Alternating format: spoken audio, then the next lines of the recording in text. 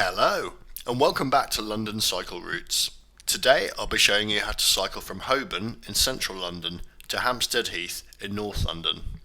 This ride takes about 20 to 25 minutes, and you can do more or less the whole thing on quiet streets and protected cycle lanes. As you can see from this screen, it normally takes about 40 to 45 minutes to make the same journey by public transport, so if you cycle this, you'll also save a little bit of time. If you find this video useful, or you just enjoy watching it, then please do make sure you subscribe to the channel on YouTube. I post new routes every week and also take requests, so if you've got any then let me know in the comments below. Alright, let's get going. So we're starting on the corner of High Holborn and Red Lion Street, and we're going to head straight down Red Lion Street. This end of the road has recently had its through traffic removed, as you can see from these blue signs that we're passing through, and that's been done with these bollards that you can see just in front of us, so we can cycle through the bollards but motor traffic can't pass through it. This is a recent initiative by Camden Council, and actually the entirety of this route is in the Camden Council area, so it showcases some of their recent innovations, which I think have been really positive actually. We're now on Lamb's Conduit Street. Interesting fact about the street, it's not named after the Lamb Public House, and it's not named after my first guess, which was, is it because they used to drive lambs down here? No, it's named after a guy called William Lamb, who donated some money to rebuilding a dam for the Fleet River in the area, so I found that interesting when I looked it up, so I thought I'd drop that in the video. This road does have a sort of semi-pedestrian zone that we just passed through, but despite that it does tend to have sort of vans and stuff on it, as we just saw. And then we turn left here onto Guilford Street, spelt wrongly or in an archaic way, and this isn't a very nice road, but we're only on it for a second, and we pass here onto Lansdowne Terrace. You might have noticed that we went over a continuous footway there, so the pavement didn't stop at the mouth of the road, and that's a really nice way of doing footways that gives priority to pedestrians. And the reason we went on Lansdowne Terrace is because it was recently closed at this end by these bollards, so that was a nice sort of quiet shortcut. And we head down Brunswick Square now. On the left you've got the Brunswick Centre. Nice cinema there. It's kind of a nice sort of brutalist building, kind of a mix of flats and shops if you're not familiar with it. It's worth a little nose around actually, it's nice. It's sort of like the slightly less glamorous version of the Barbican. Hunter Street and Judd Street, which we're on now. These are just about okay. They tend to have relatively low levels of traffic, but I think they could definitely be improved. They're usually okay unless you run into someone who's driving like a maniac. So this guy here decides to overtake me at speed and then cut me off, and then a second almost identical van close passes me. So you know, as I say, that's not actually representative of the street. I usually find it pretty good to cycle on, but unfortunately, you know, there's no cure for unpleasant driving. And of course, that van that overtook me, there was no point, I've just overtaken him again.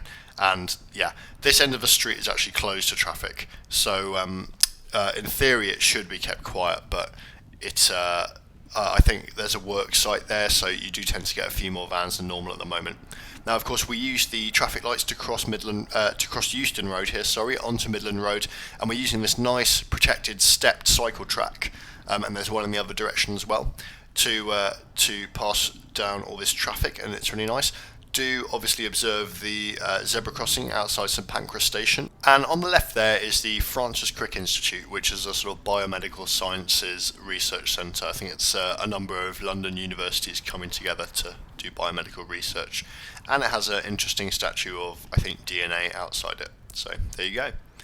And yeah, this little junction here, you have to wait at the lights here. I've often thought it should be sort of permanent green ahead for cyclists there, and maybe a bit of protection along it, because you're not conflicting with any traffic. We're using this bus stop bypass to go behind the bus stop.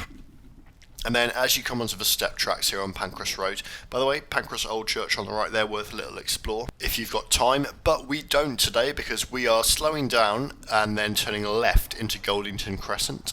There are a couple of ways you could have done this junction. You could have gone dead ahead there and dealt with the lights, but I like to do it this way. This street doesn't have any through traffic on it. You get to the end and then you simply just cross the road, and you obviously have to wait for the lights there if they're red, and it sends you up Royal College Street, which is this is one of the first fully segregated cycle routes in Camden, and it's I think it's still one of the best. It's really nicely done. and yeah, it's got cycle tracks in both directions, and it's a great corridor for kind of going north-south past Camden Town, which is kind of to our west. By the way, if you're enjoying this video or you're finding it useful, then please do subscribe to the channel. I do genuinely post new ones like every week. I'm trying to stick to that. Occasionally there might be a gap, but yeah, I've been alright recently. And another thing that I like to mention on these videos is that I do maps of them. So you can download a digital map of the route. There's a link in the description, and you can download a GPX file for your device or app or whatever you use on your phone if you're the sort of person who likes a map. This is a pretty straightforward route, to be honest. It's mostly just straight ahead, so you might not need a map for it. But some of the routes can be a bit more twisty and turny, so yeah, a lot of the backstreet ones definitely benefit from having a map. So yeah, do check those out, and do check out some of the other videos, because some of the backstreet cycle routes can be really nice. We're still on Royal College Street, by the way. These tracks go for a while, and there's something nice here. The tracks are actually extra protected by the parking on the side, which, often cars can be annoying to mix with as a cyclist, but in that case, when they are used to protect the lane, it's actually pretty nice, I think. This that we're just going over here now, by the way, that's a loading bay for the flats on the left, so sometimes there'll be something parked there and you'll just have to come off the cycle track and rejoin it. It's quite annoying as a design. I think it's a compromise with the residents on the side of the road. Now, you can see we've just gone over this that junction into Castle Road, and this was the mouth of that was recently redone, and then you turn right onto Castlehaven Road, not to be confused with. This road is quite wide and can often have a little bit of traffic on it, but it's not terrible. It's doable for a very short period. Wow, that guy came around the corner quickly, as did he. Wait for the lights, and then we head into Grafton Road, past the Grafton pub, which is quite a nice pub.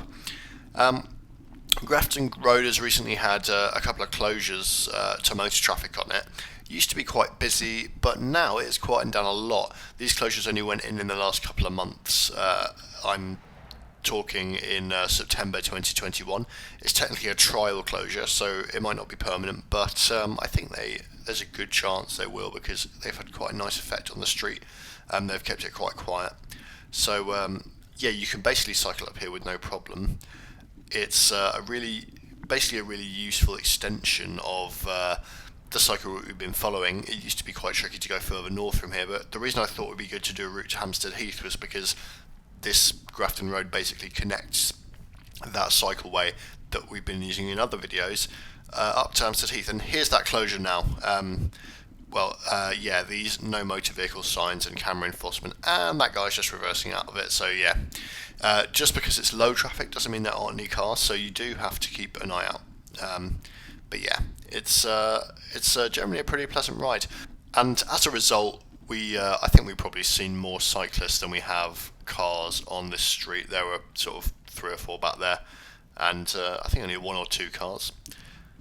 Now, coming up to the end of this street, there is a sign with a picture of a bike on it pointing to the right. You can see it's a blue sign here. Ignore it, do not follow that sign. Turn left instead, and onto Lamble Street. That sign is pointing down an old cycle route, which it's barely even... that sign should probably be taken down, to be honest. It's not really pointing in a useful direction. But yeah, this way is actually pretty good now. So this is another one of the changes that Camden Council has recently made. In fact, I think they'd only actually finished it about a week before I got here to film.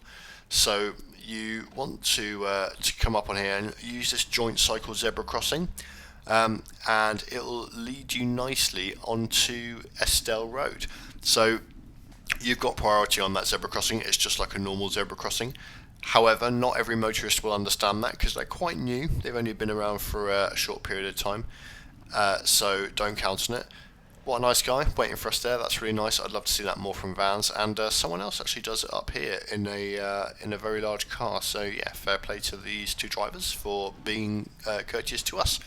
This street, by the way, is completely filtered, so you shouldn't run into any actual through traffic. There's a filter just up ahead. There you can see that no motor vehicles sign. And we're going to turn up right here, and this is the entrance to Hampstead Heath. You can actually cycle on one of the paths in Hampstead Heath, and it will take you up towards Highgate Way. but you might have noticed it on the ground here at the entrance. It said no cycling, so I've dismounted and I'm actually lugging my bike up this ramp. But I think you can go up the stairs. I think there's what you call a bike channel on the left there, so it has a little slot for your wheels that you can use. But I've decided to use the ramp because why not? And yeah, we're going over this little bridge over the railway. I think it's, and then yeah, you come out onto Hampstead Heath, and we're here. So yeah, thanks very much for watching that, guys. I think that was really quite nice. There are a couple of bits that can maybe do with a bit of improvement around Judd Street and Hunter Street, where I got close past by those vans. And but otherwise, generally, I think it's a really good one. So thanks very much for watching, and do make sure you subscribe to the channel and like the video and tell your friends and suggest any new routes you want me to do as well. Thanks very much, and goodbye.